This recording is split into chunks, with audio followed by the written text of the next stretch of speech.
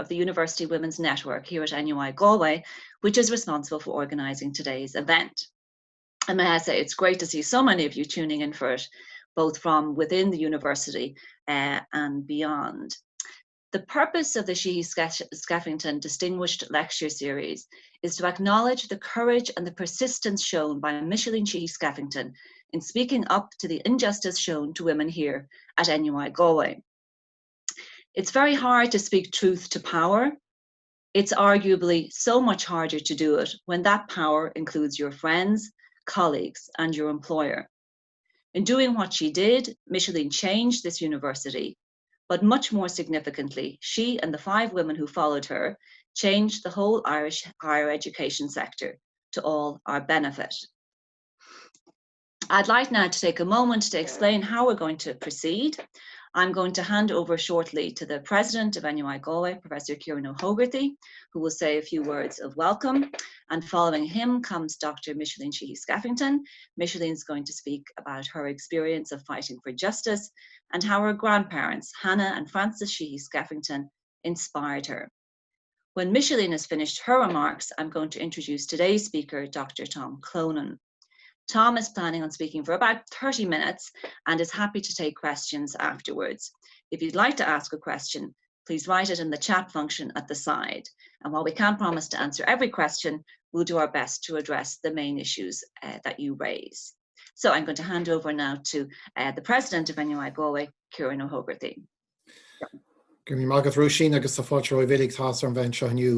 And occasions such as this bring us back, in a sense, to first principles. I was talking to a colleague this morning about the grand vision we might have for the university and how it's really difficult and challenging to keep that in mind in the context of the challenges of COVID-19. And I think it's very, very good to come back to it every now and again and to remind ourselves what it is to be a university and what it is to be NUI Galway. And I think the University Women's Network, occasions such as this, are emblematic of that in a number of ways. First of all, representing a community of people who support each other and who see a university as a place where people are there for each other. And I think the network has been particularly valuable in that regard, and I commend all the members for it. And as we come up to at the time when we're nominating and electing a new Údarás na Hullscoile, I know the network had a particularly important role the last time in that regard, and I look forward to working with this network and other networks that came out of here, this particular idea of a community of people working together in having a diverse voice at Údarás na Hullscoile for the next 4 years, and to working with you in that context. Secondly, and going back to first principle, I'm thinking about when I came here first, and the sense that I had that a university should represent society and that we are part of rather than apart from society. And that came through, I think, in a lot of our discussion around our values such as respect, openness, excellence, sustainability, but particularly in this context, openness. And I think COVID-19 has reminded us that our walls are porous and that we're not immune from the world outside. And that means that we are like society. And I said at the time, I remember that sometimes this can mean that things are messy. Sometimes we disagree with each other. Sometimes we will have heated debate. And that is part of what it is to be a university as well. And that notion of speaking truth to power, I think, is an important part that a university can play, that we can teach each other and our students, that can also then reverberate in society more generally. And I think, again, this particular day is emblematic of that. And in that context, that we should therefore embrace diversity, that it is incumbent on a university to do so, not only because we represent society and we have a very important role to play in society, but because diversity enriches the experience of a university, enriches the ideas that we develop and that we inculcate, and that it brings forward new ideas and new perspectives. We cannot progress without challenge. We cannot progress without new ideas. And I think as part of that, whether we agree with each other or not, which we may not always do so, I think that itself is a sign of a healthy university, a healthy debate, a healthy society, that one that brings forward new ideas and respects those new ideas and cherishes that sense of different voices. And thirdly, giving that voice. So that sense of cherishing different voices and giving those different voices space and the opportunity to speak. And the sense that a university should therefore elevate the debate as well. So not only do we rely on different voices and cherish those different voices, but we also rely on evidence, we rely on well-informed public debate, we rely on opinions which are forged in research, in taking different perspectives, in looking, as Seamus Heaney might say, slant at an angle, at very often can be a very important part of what we are as a university. And I think, again, today's occasion, the network gives voice, which I think is particularly important in the context of what it is to be NUI Galway, and cherishes that voice and respects that debate and hopefully elevates that debate as well. So, Creek may just she's Skeffington of Urláthar. In a way, it is symbolic in itself that I'm here introducing Micheline. She's somebody that needs no introduction and that can speak very well for herself. So I'll now give way as Uachtar on the Hullscolla to Micheline Sheehy Skeffington. Thank you.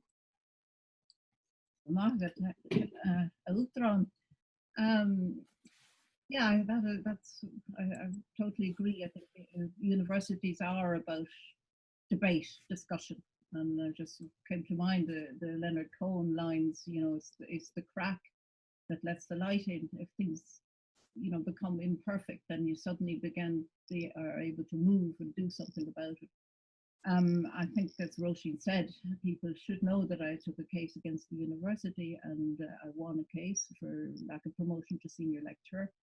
And in so doing, I didn't know I was doing much more than using my name in one sense, because my grandparents, Francis and Hannah Sheehy Skeffington, gave the name to the family. They each took each other's name when they got married. Hannah Sheehy married Francis Skeffington.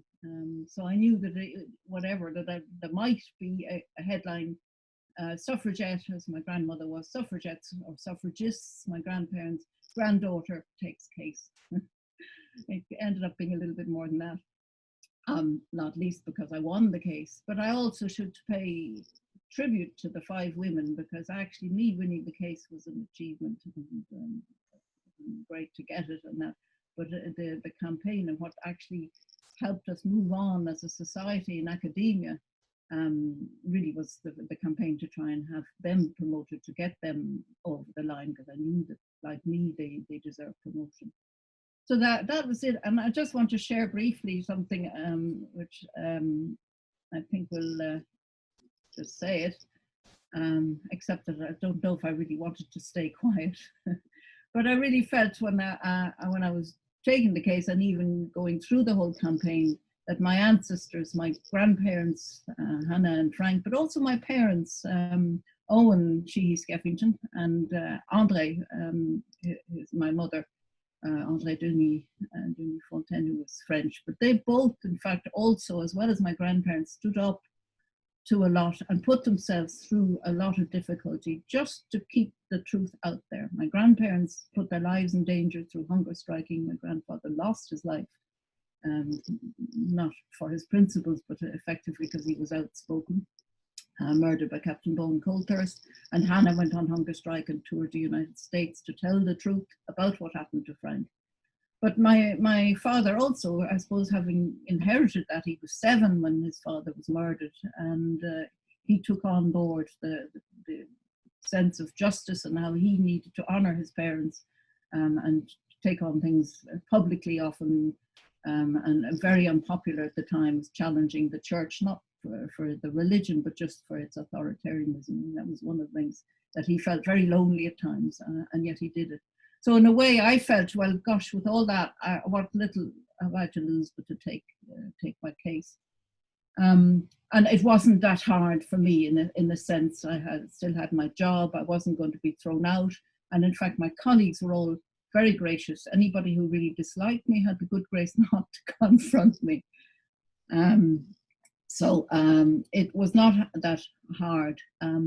But I do really admire people like Tom, who went through a much more difficult time. The 5 women went through a difficult time, but I think Tom also had a very hard time. And as was said earlier, he was living in the environment where he was working, and his colleagues who he was talking about. So I'm really looking forward to Tom speaking. I don't want to say any more, but I'm delighted and very honoured that this lecture series is named after me, my grandparents, the Sheehy Skeffington family, because yeah, I think speaking out for truth and supporting people and hearing people like Tom is a real honour. So thanks very much. Thank you, Micheline, and thanks to Kieran. I'd like to thank the President in particular for his generous comments about the role of the University Women's Network, and also for emphasising the importance of speaking truth to power within an academic context, and for emphasising the importance of diversity of voices in making decisions. And of course, thanks to Micheline too for her account of her own experience as a whistleblower, and I owe her a personal debt, being one of the 5 women who benefited from her bravery in taking on the university. But I'd like to turn now to talk about our guest speaker, Tom Cloonan. Tom Cloonan is one of Ireland's foremost whistleblowers and advocates for equality.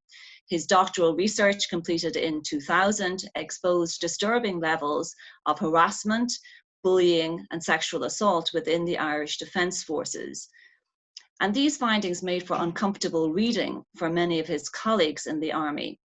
And Amnesty International named him a target of whistleblower reprisal. His research sparked an independent government inquiry, the Study Review Group, whose report fully vindicated his findings. Cloonan's recommendations were also accepted and implemented, leading to a transformation of the working conditions for over 20,000 full-time and part-time soldiers, sailors, and aircrew. He has gone on to work as a columnist and security analyst with the Irish Times, and more recently with the journal.ie. He also lectures in the School of Media at the Technological University of Dublin. He is the author of 2 best-selling books. The first, Blood, Sweat and Tears, was published in 2012 and deals with the often traumatic experience of peacekeeping in the Lebanon. The second, Whistleblower, Soldier, Spy, published in 2013, describes the challenges he faced when taking on the army over the issue of discrimination and harassment. And this is also the theme of today's lecture, which I'm very much looking forward to. So I'll hand over now to Tom. Thanks very much, Roisin, and I want to particularly thank the University Women's Network and NUIG for hosting me in this way, and I really appreciate it. And thanks very much to Margaret Hodgins for extending the invitation to me, and thanks to everybody for coming along this afternoon. So really what I'm going to do is just tell you a story, tell you the story of the research journey and its ultimate ending, which I'm very happy to say after 20 years is a happy ending and a very, very positive outcome for me personally and for the Defence Forces and for Irish society more generally. So I just wanted to show a quick picture of my grandmother. I don't know if that's going to pop up. Okay, so that lady on the left, that girl, that's my grandmother, Moraid ní Bheaglaíoch, or Begley, from Killorglin in Kerry. And so she was born in 1900. That picture, I'd say, was taken about 1903. And that's my great-grandmother there on her right. So she came up to Dublin in 1916 to study to be a primary school teacher. And actually, you can put the image away, but just... I think Tom might be momentarily gone, so let's see if we can get him back in. He's on screen okay, but I think it's just mute, I think. He's there, his mic is muted. Yeah. Apologies, yeah, sorry about that. I seem to lose you there. So my grandmother, she started teaching in Scoil Bhríde in Stephen's Green, which was the Ireland's first Gael school. And as a very active member of Cumann na mBan, she was attached to the South Dublin Brigade of the IRA, the 6th Battalion. And she participated in a number of arson attacks on police stations in South County Dublin, in Blackrock, Dunleary, Dundrum, and out to Bray and Greystones. So she was a typical woman, multitasker, teaching by day, and a freedom fighter and an arsonist in her spare time in the evenings. So when she retired in 1966, she came to live with us in Finglas. And so I was born in 1966, and my grandmother kind of looked after me, and I would say definitely spoiled me. So she told me some of the stories of her involvement in the War of Independence. So I knew from a from a young age that women played a very active role in the liberation of the state, in the War of Independence, and subsequently in the Civil War. And my grandmother would have been what would now be today called a dissident Republican. So she was very unhappy with the situation in Ireland, what she would have referred to as partition, and especially the Troubles in the late 60s and early 70s. So I went to school with the Christian Brothers in Finglas, did my Leaving Cert in 1984. I was very lucky. I went to Trinity College Dublin and graduated in the late 1980s. And I'm telling this story to try and make sense of the research journey that I found myself on subsequently. In the late 80s, Ireland, we had a huge economic problem, mass emigration. The World Bank was going to foreclose on our national debt. And we had a major security situation on the island with groups like the Provisional IRA, who had attempted to kill the British cabinet and Margaret Thatcher in the Brighton hotel bombing. We had the killings of 2 British Army corporals in Belfast, Corporals Howe and Wood, that were pulled from a car by a funeral cortege in West Belfast. They were stripped to their underpants, beaten and executed at the side of the road. And these images went all around the world. At the same time, the Berlin Wall was coming down, Europe was opening up, but Ireland seemed to be going backwards. And I remember thinking, as an idealistic young graduate, we had a strong history of and tradition of military service in my family. My grandfather was in the Free State Army. He was an active participant in the Civil War. He subsequently became a member of our police force, the An Garda Síochána. My dad was a policeman. My brother was a naval officer for 17 years. He's now acting director of the Irish Coast Guard. So we had a tradition in the family of uniformed service. And as an idealistic young graduate, I thought, well, maybe it would be a good idea to join the army and try to contribute to an environment where, in debating, for example, even in Trinity, I was very fond of debating. When you voice certain political opinions, you had to kind of look around the room to see who was there. So it was a very different atmosphere to that we enjoy today, post the peace process and so on. So I joined the army. It was very tough. The training was really, really tough, physically, mentally. I was in the 66 cadet class. There were about 64 of us at the beginning. At the end, 42 were commissioned.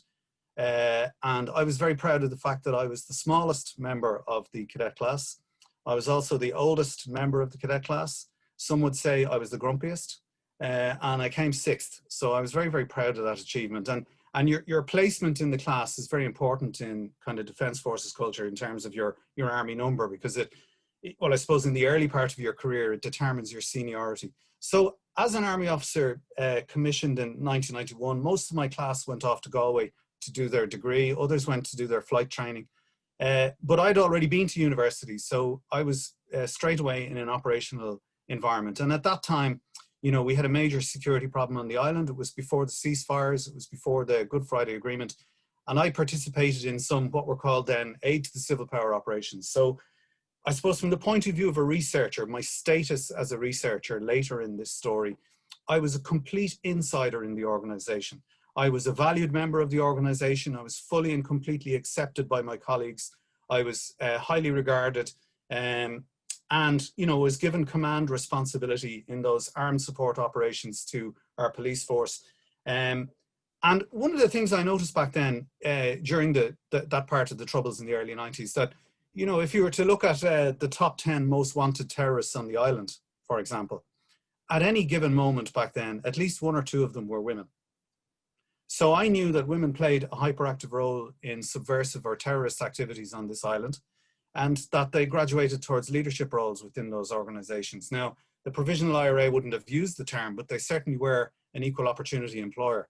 They didn't care what your gender, sexual orientation, ethnicity, religion, they didn't care once you were prepared to carry out those acts that were in support of their mission as they saw it. And interestingly, the Defence Forces saw the lethal potential of women in the enemy, per se, but I became slowly aware in the 90s, looking at my female colleagues, that the organization didn't necessarily recognize the fullest potential of its own personnel, their own female soldiers. And that's something I'll refer to later with regard to what was known as the Defence Forces policy on the deployment of female personnel, which was published in 1990. So I subsequently went overseas. I went to Lebanon in 95. I was there in 95 and 96 with the 78th Infantry Battalion. There's actually a video on YouTube. If you just put in 78th Infantry Battalion, you'll see me there, where Hezbollah increased their attacks in the spring of 1996 on the Israeli-backed forces in our area of operations.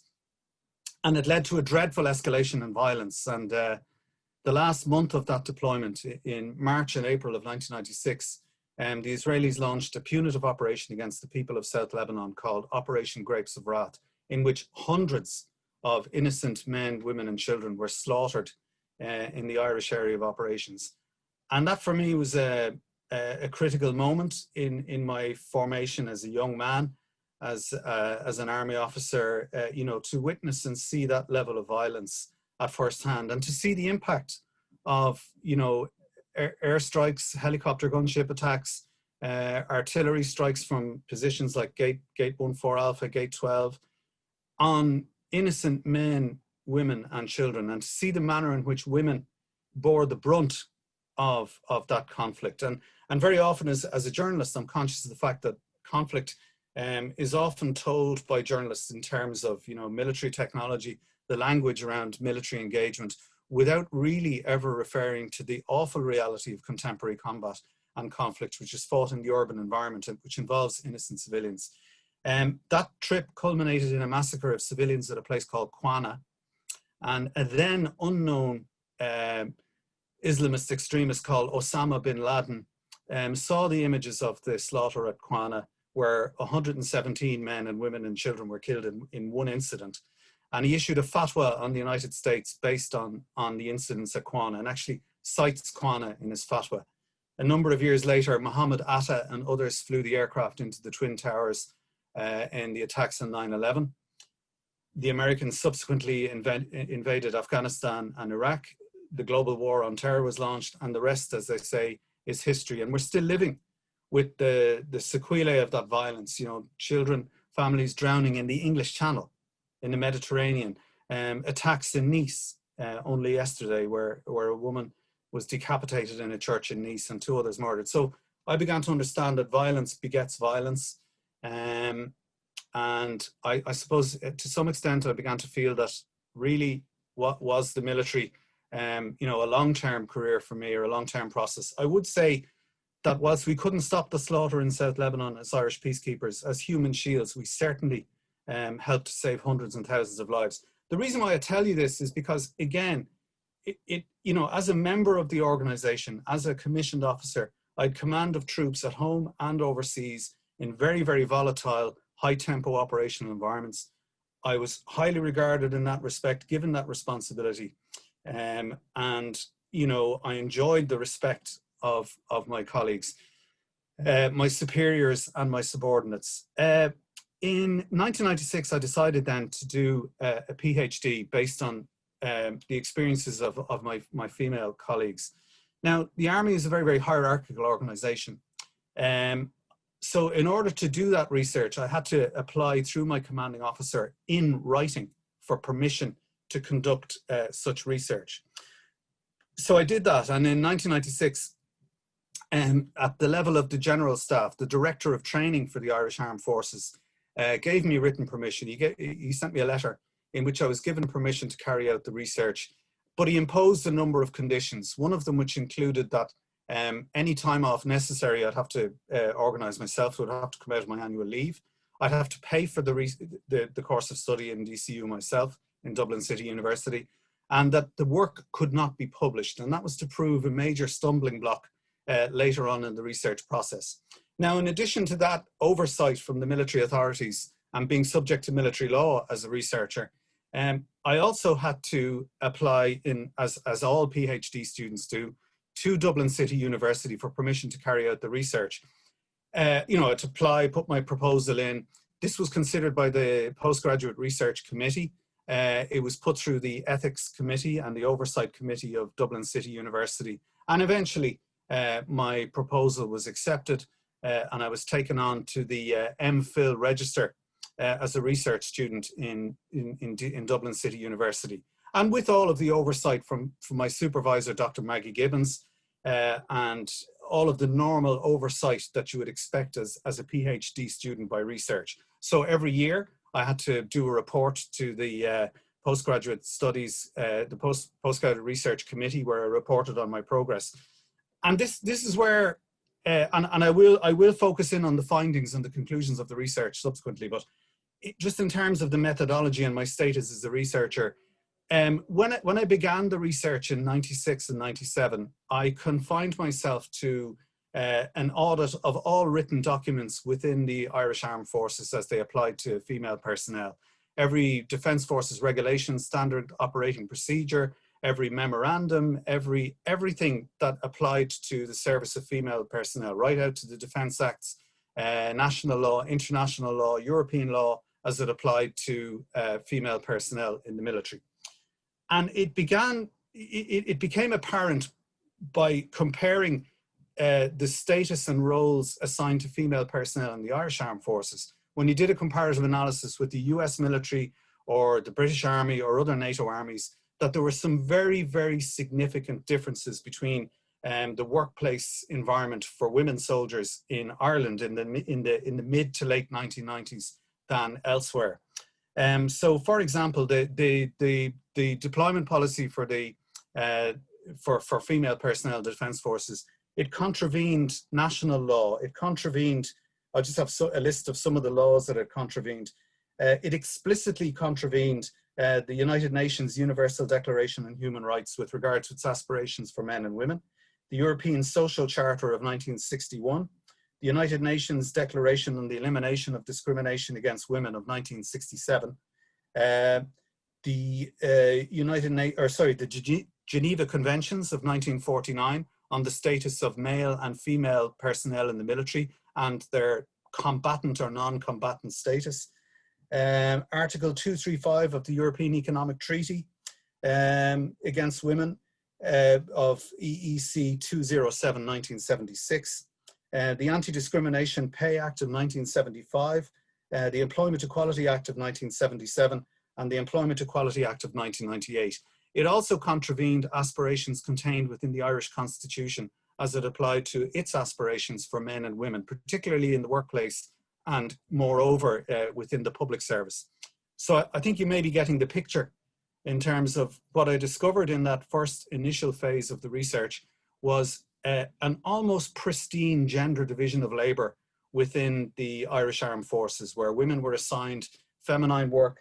The deployment policy that was in existence in the early 90s, the deployment policy for female personnel, prohibited women from a whole range of activities which were also identified as essential for promotion. So women were denied command of troops in an operational environment overseas. Women were denied routinely command appointments in aid to the civil power operations up on the border. So they were denied through no fault of their own experiences which were set out in the personnel management development system as essential criteria for promotion. And such were these findings, so stark were they, that when I made my report in 1998 to the Postgraduate Research Committee, they formed the view that many of the documents I was accessing with the permission of the Director of Training in the military environment, they were restricted documents or confidential documents, and therefore came under the scope of the Official Secrets Act. And they were concerned about that, and they were also concerned about the fact that the findings as they were emerging were very, very stark. They pointed at an organization that had systemic and systematic gender-based discrimination against female soldiers. And notwithstanding the attempts of individual unit commanders or commanding officers to promote women and to give them those kinds of experiences at a local or an ad hoc level, but at the level of official policy and at the level of strategy, the Defence Forces was very, very much out of step with international best practice and best practice within the Irish public service, for example. So they referred my report to their solicitors. So Dublin City University solicitors read my report. So at this point as a researcher, I was being overseen and supervised by my military superiors. Every year for my what we call annual confidential report, I would fill in the section on any other achievements during the reporting period. And I would always update my commanding officers on my progress with regard to the research. I was also being now supervised by the solicitors of the university. And they reported back to the registrar of Dublin City University in the summer of 1998 and made a recommendation that in order for the research to continue, to move forward, that in order for the work to be examined by an internal or external examiner, that would constitute a form of publication. For the work to be lodged to the library as a PhD, as a published doctoral thesis, that also would constitute a form of publication. So the legal advice that was given to the registrar of Dublin City University was that I, as the researcher, had to go to the chief executive of the Defence Forces or the chief of staff and get written permission. I had to get a letter of comfort or a letter of clarification setting out my permission to continue the research. So I looked for and got an interview with the chief of staff in June 1998. I met him in his office. He made me a cup of coffee, which I thought was a good sign. And he asked me, you know, what do you want to see me about? I set out the situation as it applied to female personnel. He was very disturbed by it. He was very exercised by it. And he told me that we needed to be absolutely certain that this, if you like, systemic and systematic discrimination needed to be stopped immediately. So his instructions to me and verbal instructions in the military environment of the lawful force of orders were to continue the research and to finish it. And not only that, he told me that the allegations I was making were very, very serious as they applied to female personnel. And that he said his words were that I needed to dot my I's and cross my T's, leave no stone unturned. So at this point, I was now being supervised in my research efforts by the chief of staff of the organization himself, other members of the general staff, my own commanding officer, the registrar of Dublin City University, and my normal supervision process. I don't know if there are many students anywhere in the world who have that level of supervision and oversight. At that point, I enjoyed the full support of the organization, right up to the level of chief of staff in continuing the research. So he gave me a letter where he set out very explicitly, and all of these letters, all this documentation is contained within my PhD, which is now available online as a digital document. Anybody can access it. So I went back to the university with this letter, and I was allowed to continue with the research process. So that next phase involved interviewing my colleagues. So at the time, 1998, 1999, there were about 300 female personnel in the Defence Forces. So in order to sort of, you know, in terms of methodological triangulation and corroboration, it was important to, you know, talk to my female colleagues about their experiences in the context of the gender division of labour that we'd identified through the audit. So again, as part of the supervision process, it was very important that I, you know, my supervisor insisted that I get a maximum variation sample, that, you know, it wouldn't be sufficient to talk to 10, 12, 15, 20 like-minded individuals, but that I had to get a maximum variation sample. So by that method, I interviewed 43 women in various units and formations within the Republic of Ireland, and then a control sample of 17 women that I interviewed in Lebanon, South Lebanon, in the summer of 1999. Now, in order to prove that I had a maximum variation sample, I had to provide a demographic profile of the women that I interviewed. So some of them were senior to me in rank, some of them were my subordinates, but it was very, very difficult to acquire that maximum variation sample. So in order to do so, as a young officer, as a lieutenant and then promoted captain, if I wanted to interview a woman in another unit, in another command area, I would have to go through the command structure, speak to the commanding officer of the unit that woman belonged to, in order to get permission to interview any female personnel under their command. And those women were given the option of either, you know, participating in the research or not. So there were a number of kind of institutional and practical and circumstantial obstacles, but I eventually managed to achieve that maximum variation sample of 60 personnel. And the findings were very, very interesting. So I'd broken down the research into 4 main areas: ways in which women were recruited to the Irish Armed Forces in the 1990s. And in the literature on, I'm coming from a liberal feminist background and a focus on equality, they talk about critical mass, or the numbers of women in an organization.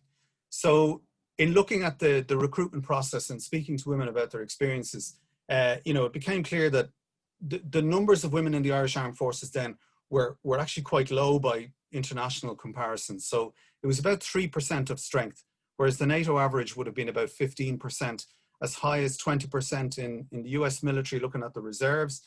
And then in the Irish public service in general, it was 48%. In An Garda Síochána at that time, approximately 1/3 of the force being recruited were female. So the Irish Defence Forces at that time, at 3 to 5% of strength, were very much out of step with international and local standards. I also looked at the training environment. So it's kind of a sequential logic: the recruitment environment, the training environment, the deployment. And in relation to the training, this was where the very shocking findings around bullying, harassment, sexual assault, up to and including allegations of rape, that they began to emerge. So in discussing the training environment with female personnel, initially some of them, this is where they began to report to me experiences of bullying, harassment, and sexual harassment.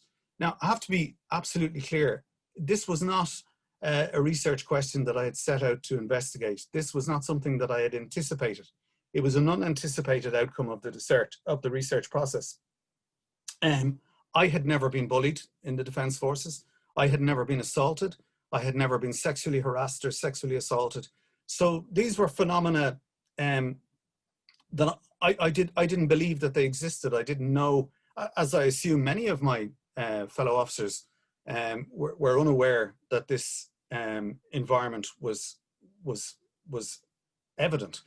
So when I spoke to the first number of female personnel, it was during the discussion of the training environment that they began to raise concerns about bullying, harassment, and sexual harassment.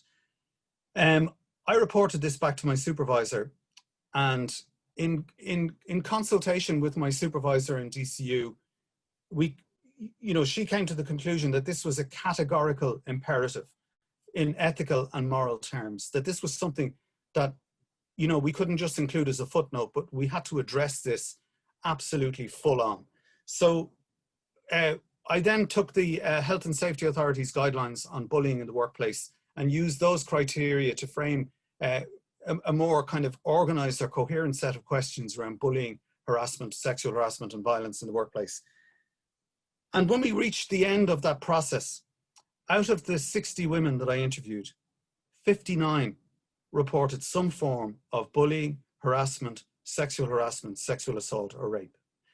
Now, this was absolutely appalling and shocking, and the darkest set of findings that you could ever come across. I mean, my good friend Maurice McCabe, the Garda whistleblower, uncovered evidence of, penalty point manipulation, unsatisfactory practices in criminal investigations. But what my research was clearly pointing to was rape, sexual violence. And it's something, even now with my students at postgraduate level in Technological University of Dublin, you can provide a rationale for lying. You can provide a moral rationale for lying. You can provide a moral rationale for theft, even for killing, in defense of your own life, in defense of the lives of others. In fact, that's one of the rationales that the military would use for the use of force. But the one thing as a species, for all humankind, the one thing for which there can be no moral justification whatsoever, and that is sexual violence of any kind against any group.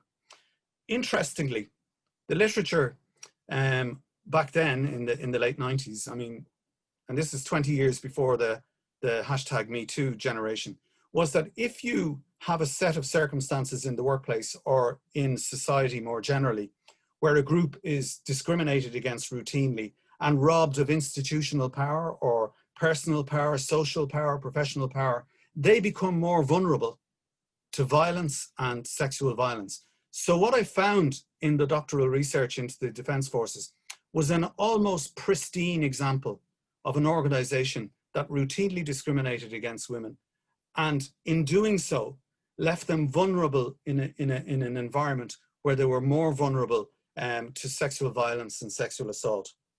As part of that strand of the research, and in order to confirm the findings and to corroborate them, I also spoke to the Office of the Provost Marshal, so that he would be the most senior police officer within the Irish military, to ask him, do you get complaints from female soldiers about sexual assault and sexual harassment? And the answer was, yes, we do, very often. And the military police at that time told me that there were very serious difficulties gathering evidence and in forming prosecutions and bringing them successfully to court-martial. I also spoke to the most senior legal officers in the Defence Forces at the time. And again, in order to do so, I had to get permission. You can't, as a junior officer, just rock into the office of the Judge Advocate General and start asking questions about female personnel. I had to go through the chain of command so that everybody in the Defence Forces, all of the unit commanders that I dealt with, my own commanding officer, the Chief of Staff, everybody knew exactly what I was doing. And they all knew that I was carrying out this research as part of a PhD with DCU. DCU, right up to the level of the registrar and their lawyers, knew exactly what I was doing. And the research was carried out to the highest levels of transparency and ethical probity. And these were the findings. They were extremely dark. In that discussion of allegations of sexual assault and sexual harassment, I remember in one of the interviews, very memorably, a young female officer said to me that she had absolutely no confidence or no faith in the reporting procedures that were in place in the Irish Defence Forces in the 90s. And she said that her advice to female soldiers was that if you are the target of a sexual assault or an attack, report it to Ireland's National Police, on Garda Síochána. Don't go to the military police, go to An Garda Síochána. Now, as far as I'm aware, those issues have been transformed, and the conditions and reporting mechanisms have been transformed and are much better. But it was a very bleak set of findings. I moved on with the research, brought it to examination in the spring of 2000, and then subject to, I'm sure all of the academics listening here will know, subject to revisions and clarifications, luckily minor revisions or clarifications, I was able to lodge the PhD to the library in November of 2000 and graduate with the PhD. At that point, the document is 365 pages long. In November of 2000, I prepared a PowerPoint presentation for my superiors. Now, again, at this point, I'd been promoted to the rank of captain and was appointed as a staff officer to the Chief of Staff's branch, working directly for the Chief of Staff. So again, my status as a researcher, highly valued by the organisation, promoted, and working in a very, very sensitive staff role as a Defence Forces press officer for the Chief of Staff. I made a PowerPoint presentation of about 10 slides, and I focused in on the most pressing and morally imperative part of the research, was findings on sexual violence, to my superiors. And when I did so, that's the point at which the whole process turned on its head. Up until that point, I had enjoyed the support of my superiors right up to the level of Chief of Staff at every step of the way. Every single commanding officer that I approached collaborated with the research and gave me access to their personnel.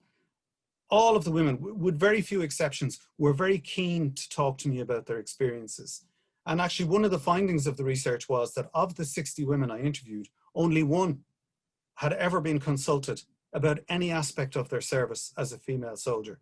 I mean, just some of the findings were so stark, they were so sad. For example, in relation to uniform, 57 of the 60 women I interviewed could not get combat boots to fit them. So 57 of the women that I interviewed in the army were wearing boots that didn't fit them, because the Defence Forces would not procure boots, of those sizes.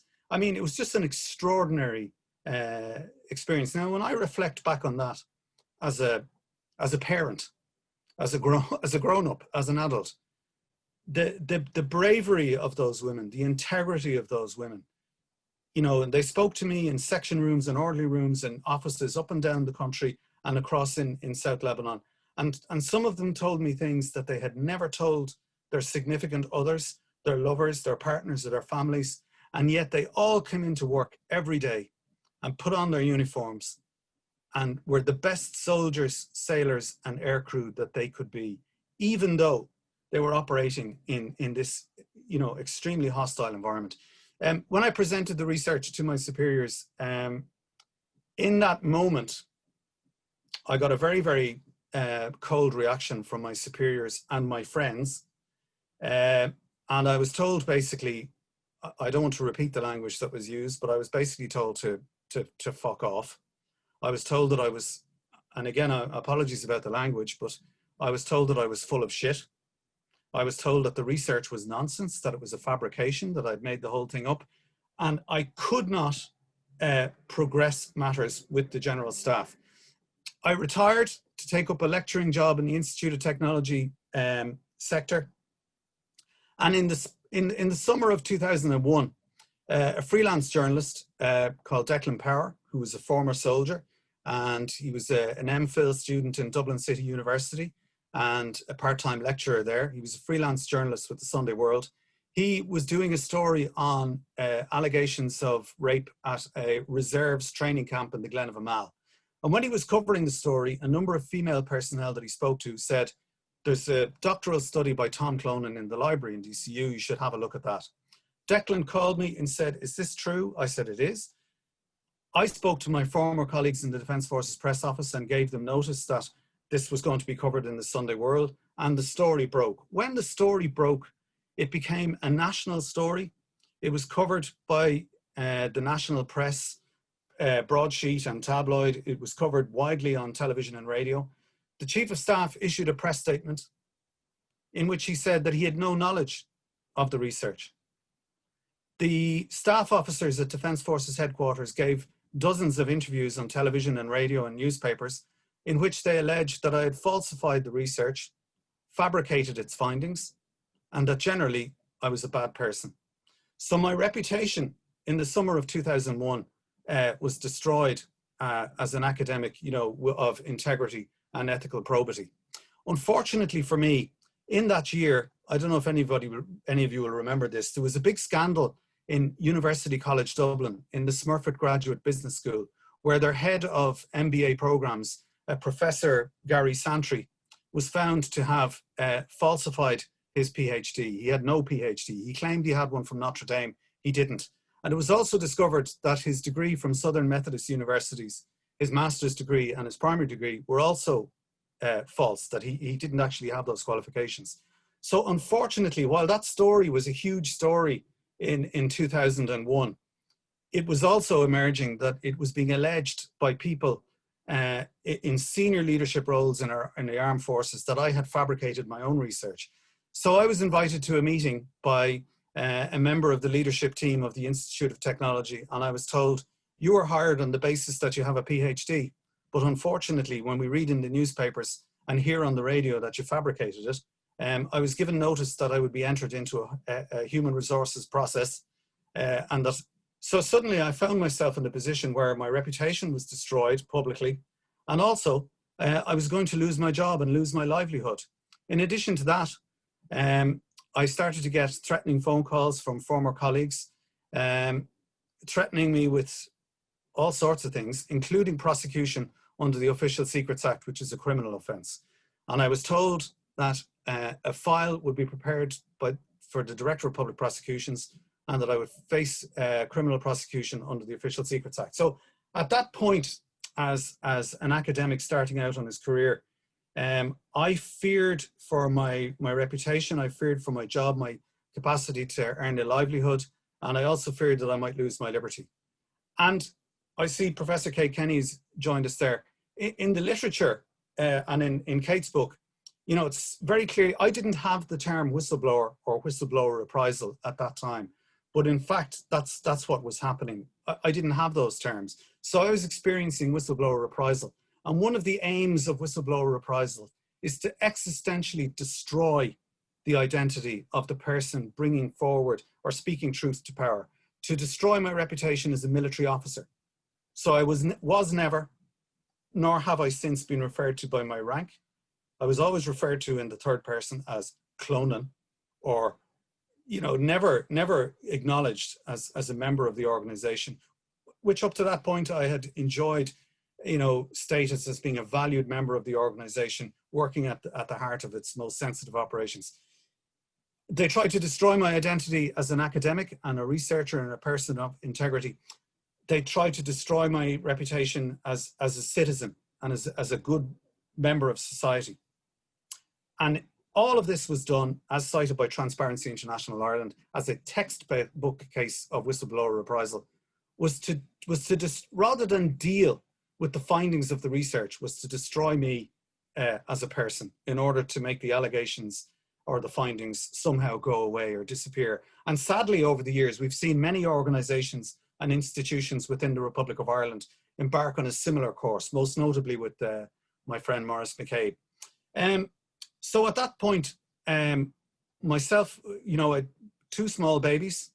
I had just lost, my mum had passed away. We'd lost a little baby girl. My sister was diagnosed with cancer. She subsequently passed away from that. It was a very, very difficult time for me personally. We're struggling with all of these threats. I was physically assaulted by a former colleague. My sister was receiving silent phone calls and obscene phone calls. She was married to an officer in the Air Corps who was a pilot in the Air Corps. She was receiving obscene texts and messages from people who didn't even bother to conceal their identity. So confident were they in the, if you like, their collaboration with the whistleblower reprisal process. Fearful of losing my job, we got legal advice and we took a case against the state for libel and defamation. That took 4 years to go into court, and unfortunately we had to settle. That's a whole other story which I've written about, and I will address that again publicly and in more detail in due course. The effect of the court case was that the HR process did not proceed. The Minister for Defence at the time, Michael Smith, who's a Fianna Fáil Minister of Defence, contacted me and asked, because I had been on RTE, and when the military authorities again asserted that they knew nothing about the research, I produced the letters that had been given to me by the Chief of Staff and the Director of Training. And that, if you like, demonstrated publicly the lie that the military authorities were embarked upon and their strategy of character assassination. And again, the role that the public service media played in vindicating my reputation and my rights as a citizen were very, very important. After that RTE radio interview with Sean O'Rourke, the Minister for Defence contacted me and asked me, you know, what can we do to reconcile matters with you? And I said, well, there needs to be an independent government inquiry into the Defence Forces on this matter. They cannot be allowed to investigate themselves. And the Minister for Defence, Michael Smith, he did exactly what it says in the tin. He instituted an independent government inquiry called the Study Review Group, which investigated my research. And in 2003, they made their initial interim report and they fully vindicated my findings and would subsequently go on to implement recommendations that matched the conclusions, recommendations and findings of my research. Interestingly, not only did the study review group, which was set up to review my study, my research, not only did they find that women were subject and targeted in this way for sexual assault and sexual violence, but also male soldiers were subjected to sexual assault and rape, particularly in the overseas environment. So it was an extraordinary set of outcomes, and luckily for me, it vindicated my position. But unfortunately, whilst the Defence Forces then transformed themselves with regard to equality, diversity and inclusion in the workplace and dignity in the workplace, and they really have done some great work, and they put in place a Defence Forces Ombudsman's Office. And they're seen now as exemplars of best practice within the international military. But unfortunately, my relationship with the organisation remained estranged due to that campaign of character assassination. The lies that were told about me at the time persist today. I'm aware that there are many in the Defence Forces who still believe that somehow I acted unethically or fabricated the research or did something wrong. And even today, during my election campaign for the Senate in the earlier part of this year, I still receive hate mail from serving and retired members of the armed forces. And I'm sorry to say, they're almost exclusively from officers. And the most vile correspondence I receive. And, you know, this is 20 years after I committed the grave offense of blowing the whistle on sexual violence against my female colleagues, against my sisters in arms. I'm conscious of the time, so I don't want to bore you all to death, but this does have a happy ending, because last year, in November of 2019, the current Chief of Staff, after 20 years in the wilderness, invited me to a meeting in which we had a frank exchange of views about the past and everything that had happened. And the current Chief of Staff, Vice Admiral Mark Mellett, I knew within 10 minutes of being in the room with him that my journey as a whistleblower and my estrangement from my army family, which I loved dearly, that journey was over. And so what the Chief of Staff, the current Chief of Staff, in collaboration with Dublin City University and Professor Brian McCrath, who is the outgoing president and who was hugely supportive in this process of reconciliation. And I think actually without Dublin City University, Professor Brian McCrath and Sandra Healy of the Diversity and Inclusion Office there, I don't know if we could have brought it forward, but principally it was the leadership and moral courage of Mark Mellett, the current Chief of Staff, that has brought us to the situation we are now, where we can share our learning as an organisation, where we can now say to other organisations in Irish society, you know what, it's okay to have a whistleblower. It doesn't all have to end in tears, and that we can share the learning about things as dark as sexual violence, you know, in the financial services sector. Imagine if we'd had whistleblowers who were valued and cherished during the so-called Celtic Tiger with all of its intellectual and ethical failures. Maybe we wouldn't owe 290 billion or whatever it is to foreign creditors. Maybe if we'd had whistleblowers who were listened to in An Garda Síochána, maybe we wouldn't have the sad outcomes that confront Maurice McCabe and his family, but we'd have a better policing system, better administration of justice. And others, you know, we hope to share that learning with other organizations and send a very powerful message to everyone, you know, that it's okay to tell the truth and to speak truth to power. And I think that that's been a very, very positive development.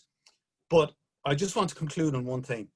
At the height of all of the whistleblower reprisal and in my personal life, when I was feeling very sorry for myself, I spoke to one former colleague, a female officer, who may or may not be in attendance here.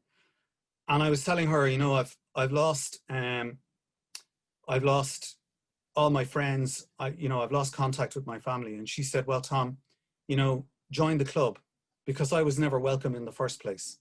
And I had to go into my place of work every day for 20 years and put on my uniform, put on my game face, and be the best soldier that I could be. And so I want to dedicate this to all of the female soldiers who spoke to me, and all of the female soldiers who, you know, get up in the morning, put their kids in creches or whatever their circumstances are, and go in and serve our country at home and abroad. Because if it wasn't for their courage and for their tenacity and their integrity and their public service, you know, we wouldn't have the defence forces that we have today, and we wouldn't have a seat at the UN Security Council, because all of that is achieved on the shoulders of Irish men and women who have served their country. And so my final point was, you know, in those low moments, what got me through was the support of my family and all of the amazing women that I've come to know in my professional life and in my personal life, some of whom are here today. And if it wasn't for their support, I wouldn't have survived. And I thank them all individually, and I thank my grandmother for giving me the inspiration and the moral compass to do the right thing. Thank you very much. Thank you, Tom. That was fantastic. Many of us are, I think, familiar with the broad outlines of your story, having read about it in the media and through your book too. But it's really deeply moving to hear it all from yourself. It's shocking to hear both the results of the research, the extent of suffering by those women that they were enduring every day in terms of discrimination, systemic discrimination, as you said, and the levels of sexual harassment all the way up to rape. And then to hear about how you were treated personally yourself, absolutely devastating for you and your family. Doing a PhD is hard enough under normal circumstances, but that was just extraordinary. You paid a huge price for it, but we all are bearing the fruits, I think, of that. And I think you're right to say that whistleblowers have a truly transformative effect, where they are eventually listened to. So thanks very much for that. And I know that several people in the comments here have been paying tribute to you. Marion Harkin, in particular, if I can get back to her there, say that you know, she had heard you. Let me just get it here. Actually, there are so many now, I'm finding it hard to get back here, but yeah, that she always had a high opinion of you, but it has gone through the roof in the last hour. You were an honourable man, and lots of other comments like that. So we also have some questions coming in, but I just want to go back to that last point that you made there about the women and how you made tribute to the women who listened to you, or who spoke to you. And can you tell us a little bit more about how they responded to you when you first came to them with your research project, and also how they felt when they saw you being rebuffed by the military authorities? Well, so there's two questions. So the literature on research methodology, and particularly feminist research methodology, hypothesizes that it will be very difficult for a male researcher to elicit responses from research participants who are female or who are different in under a large number of categories. And the literature and research methodology also hypothesizes that it is very unlikely that research participants will generate data on very sensitive issues like sexual harassment and so on. So I was a male officer with the imprimatur of the chief of staff, going around the organization speaking to my female colleagues. So many of the people I spoke to would have associated me with management and with the institutional power of an all-male, male-dominated organization. So again, as a kind of as a parent and as an older person, I look back on it, and it was extraordinary that they agreed to speak to me in the first place, and even more extraordinary that they disclosed what they disclosed to me. In trying to make sense of that and answer the question, as to why they would have spoken to me, is because I would characterize most of them as being very angry that they had given public service at home and overseas. They were given demeaning work to do. Like, I spoke to so many female soldiers who were working as waitresses in the officers' mess, or having had a full military training, deployed to Lebanon, and found themselves working in the officers' mess. As one of them said to me, I had to decide. My job was to make sure that there was ice cream in the freezer for the officers. And this young woman described how she would write letters home to her family in Ireland, saying, describing being out on patrols and meeting people, because she could not write in those letters home and describe the actual work that she was given to do. So the women, they were very angry, and they were, in most cases, I think with the exception of one person, this was the first opportunity they had been given in their military service. And this is in the late 90s. First time in 10 or 15 years that any of them had been asked about any aspect of their military service. No one had ever consulted them. And in fact, the deployment policy for female personnel, which was published in 1990, had no female personnel on that board. And its findings and its recommendations remained confidential and were not communicated to personnel until the middle of 1991. And the principal resistance to its provisions were female personnel themselves. It was actually women in the Defence Forces themselves that made submission after submission after submission to the military authorities, saying, we want, like, for example, you know, in terms of uniform, we want to be able to participate in ceremonial duties. We want to have the choice of wearing trousers or a skirt. All of this pressure for change came from female personnel themselves. Now, there were individual unit commanders who were progressive and who wanted to promote women in their units, but at the level of national leadership, the general staff for decades promulgated and implemented policies that were contrary to the constitutional aspirations as set out in Bunrock na hÉireann. And I find that very disturbing, because as a junior officer, I picked up the Bible and I swore an oath of allegiance to the Constitution of this country. And I wonder about all of the senior officers who, having sworn that oath, then went and implemented policies with regard to female personnel that frankly were illegal and unconstitutional. And they have never been held to account. But having said all that, the women were extraordinarily courageous, tenacious. Their integrity shone through. The second part of your question, how did they respond when I began to experience whistleblower reprisal? Unfortunately, many of the women I spoke to also shared in that whistleblower reprisal. Because of the manner in which the military authorities dealt with the research findings at the time, they adopted an adversarial approach. They were confrontational. They alleged that I had lied, I fabricated the research. Then the media focus was almost exclusively on very tabloid descriptions of women's service in the Irish military. That was something over which I had no control. Some of the women that I interviewed, and I still have the correspondence, reported that they were subsequently paraded by their own unit commanders and asked, did you talk to Tom Cloonan? Because if you spoke to him and disclosed some element of sexual harassment or assault, then that is an offence under military law. Under military law, it is an offence not to report such an offence. So some of the women who participated in my research were subsequently threatened with prosecution themselves under military law. Now, that was back in 2001.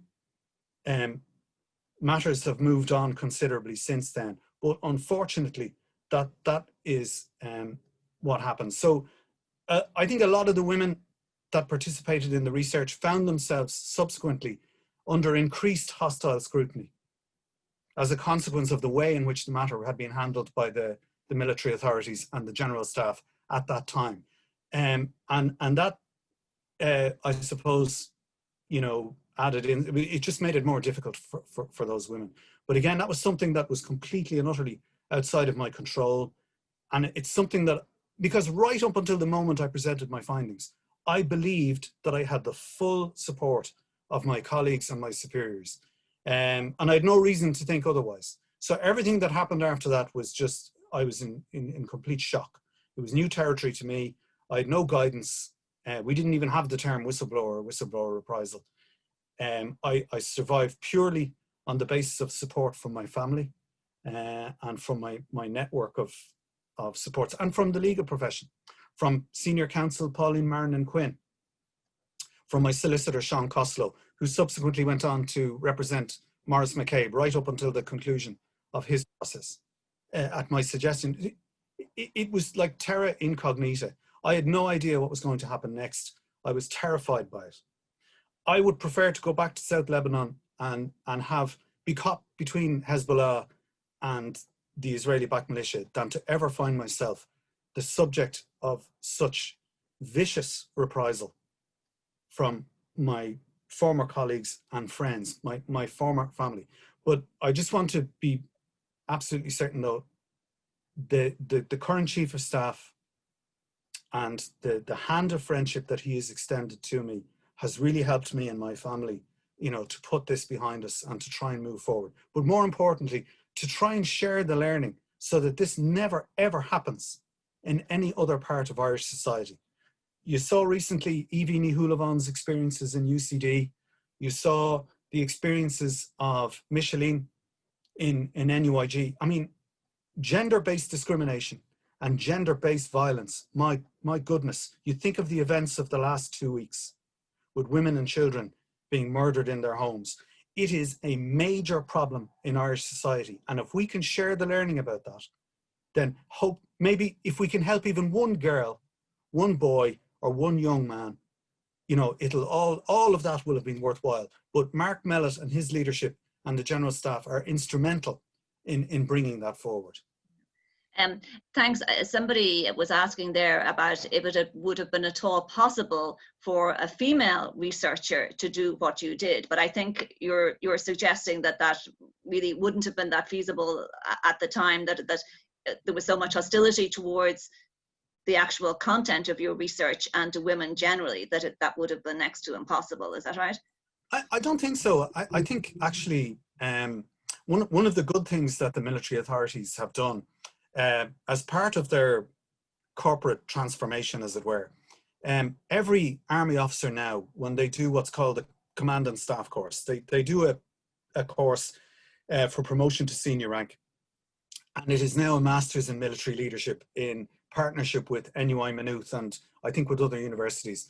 And every officer is now required or obliged to carry out a piece of critical research on some aspect of Defence Forces activity. So I think the Defence Forces have moved on, you know, a very, very long way in terms of their intellectual tradition. So I do think it would have been possible for a female officer to carry out such research. I imagine as part of the command and staff courses in the last 10 years that many female officers and female soldiers of other ranks on other courses, I imagine they've done, you know, really interesting research projects. I'm not aware, though, that any other army officer has completed a PhD or carried out doctoral research on some aspect of Defence Forces activity. I'm just not aware. Unfortunately, as part of the estrangement, I've lost contact with most of my network of colleagues in the Defence Forces. But no, and I think it would be very important. It would be one of my primary recommendations that the voices of female officers and female soldiers, sailors, aircrew,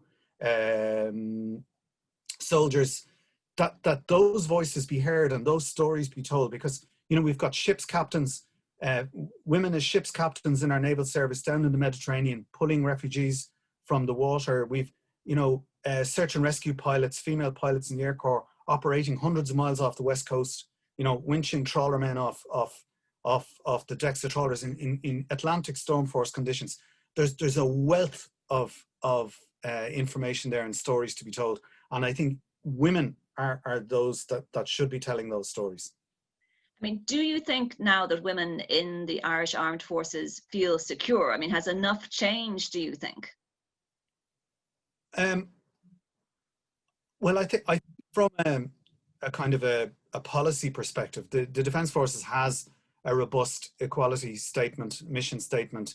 They have transformed their reporting mechanisms and all of their sort of personnel and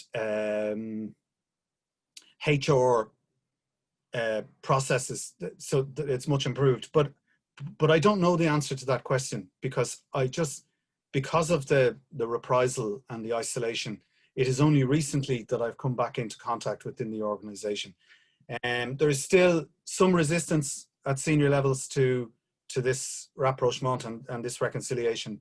But I'm confident and I'm hopeful that in time, you know, those wounds will be healed completely and we'll be able to move forward, and that the record will be rectified correctly. I think that's a question really for serving male and female soldiers to answer themselves. I couldn't really comment on it. Yeah, and actually we've had a few comments, including one report now of somebody who was raped in the Lebanon in 1998, and she says she reported it to the military authorities, but the person involved was never charged. And when charges were brought against him for engaging in sexual misconduct, she says, I was ordered to stand next to him and give evidence beside a battalion commander, who then responded that that's not the issue here. So that's obviously at this point a kind of a historic case, but something that will take a long time to deal with. So all is not right yet, I think we can say.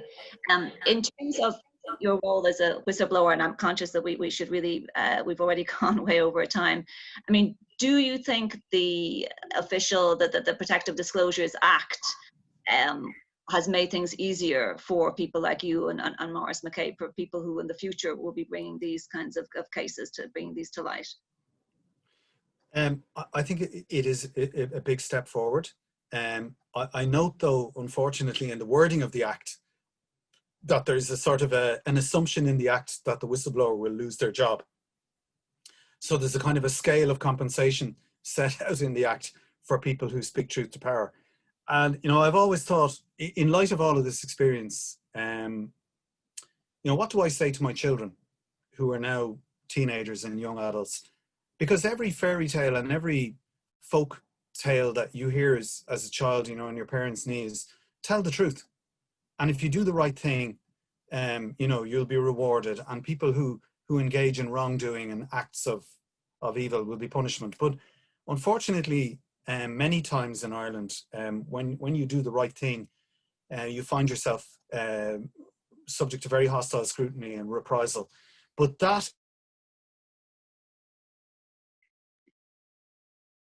I'm afraid you've dropped out on us there, Tom. I'll just point out a lot of people are talking in the... It was very prevalent here. But I believe now, John Devitt of Transparency International tells me that you know, not every case of whistleblower now ends in reprisal. And then, in fact, many people who engage in what they call speaking up in the workplace can be promoted and empowered. So I think that's a really, really positive development. But above all, I mean, here I am today having the opportunity to share this experience with you. That would not have happened 10 or 15 years ago. So we have moved on considerably. And I know, for fear of sounding like a broken record, Mark Mellett, the current Chief of Staff, reaching out to me in the way that he did, I don't know if that would have been possible 10 or 15 years ago. Like, I wonder, will it ever be possible for Maurice McCabe to sit down with the current or a future commissioner and share the learning of these awful experiences? So we're not there yet, but I think we're definitely moving in the right direction, and things have improved. But you can see from a lot of the things on the chat function there, the heartache and the heartbreak over just gender-based discrimination, gender-based violence in Ireland. And it's a very, very live topic in our society, you know, the sealing of records in relation to mother and baby homes. We just, as a society, we have we've a long way to go, but hopefully we're moving in the right direction. I hope so for my daughter, and for all of my sisters and my sons and my brothers and sisters, that, you know, we all deserve a better workplace environment, a better society, and those patriarchal structures that reinforce that negative behavior, the disempowerment of women and girls, and the disempowerment of people who are different, people like my son who has a disability, that kind of toxic dynamic in our society, we need to call it out and fight and do the right thing at every available opportunity. And there's so many people here who are in positions of power and platforms, you know, always seek to be the voice of the weakest and the most vulnerable in society.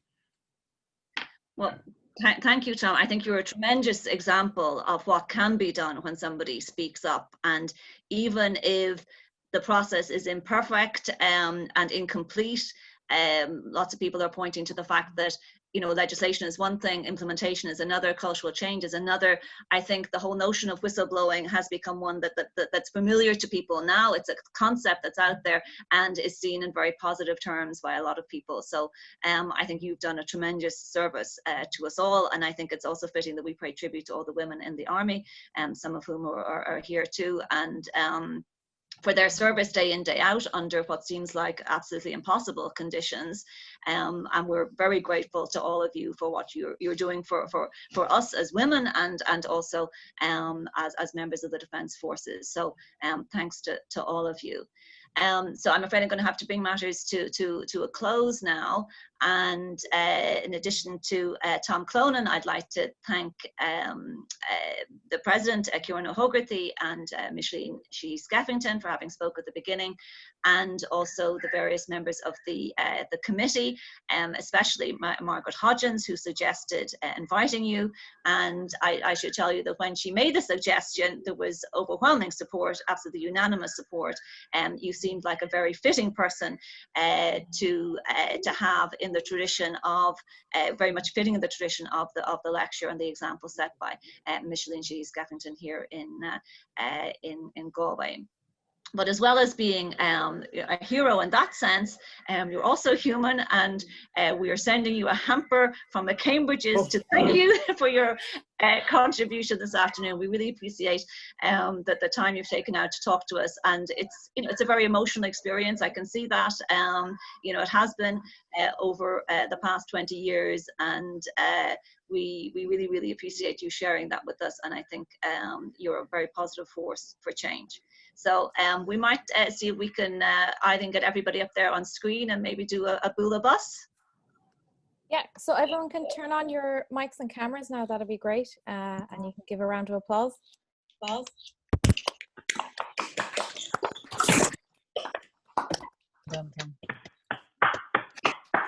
thanks to all of you for tuning in. And you'll hear from us again. The annual lecture will be taking place around this time again next year. Thanks very much, everybody. Thank you. Thanks, Tom. Thank you very much. Thank you.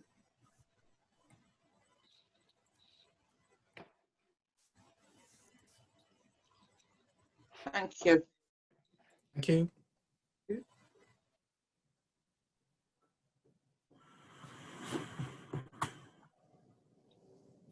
If the committee members don't mind staying, so we can just get our screenshot of everyone.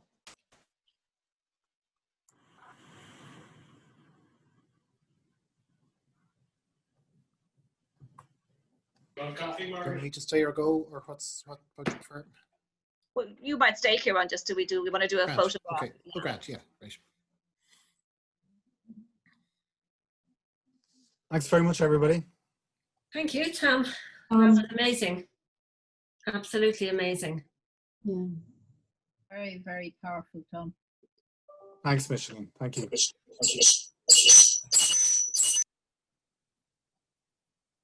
So if the committee members could turn on your cameras, that would be great. Do you want me to stay or do you want me to go? Oh, stay. Stay, please. Stay, do, please. You're an honorary member of the committee for today.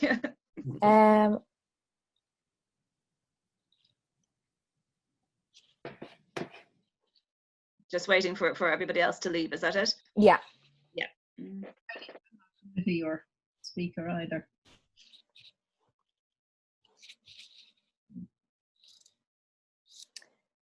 I can remove some people if. I know that I know that for me, with all the different platforms, I sometimes find it difficult to leave a meeting, so it might help if you removed people. Yeah.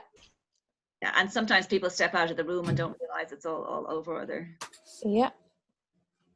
And there was a lot of positive comments on the chat. I mean, a lot of people coming through, if you saw that.